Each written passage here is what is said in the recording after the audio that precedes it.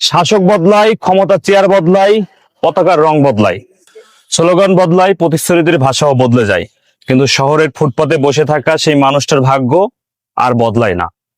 রাস্তার ধারে ওই ভিখারির বাড়িয়ে দেওয়া হাতটা বছরের পর বছর একই রয়ে যায়। তার ক্ষুধা একই থাকে, তার সন্তানের কান্না একই থাকে, তার চোখে অসহায়ত্ব একই থেকে যায়। নেতারা আসে নতুন স্বপ্ন দেখাতে, নতুন নতুন ভাষণ দিতে, মানুষের উন্নয়নের গল্প শোনাতে, কিন্তু দিন শেষে যে মানুষটা এক মুঠো ভাতের জন্যই লড়াই করে, তার কাছে রাজনীতি বড় বড় কথা নয়। প্রয়োজন শুধু দুবেলা পেট ভরে খাওয়ার নিশ্চয়তা। কারণ যে রাজনীতি মানুষের ক্ষুধা বোঝে না, যে শাসক সাধারণ মানুষের চোখের জল মুছতে পারে না, যে ক্ষমতা গরিবের মুখে হাসি ফোটাতে ব্যর্থ হয়, সেই রাজনীতি আসলেই ইতিহাসের পাতায় লেখা কিছু শব্দ ছাড়া কিছুই না। শাসক বদলালেই দেশ বদলায় না।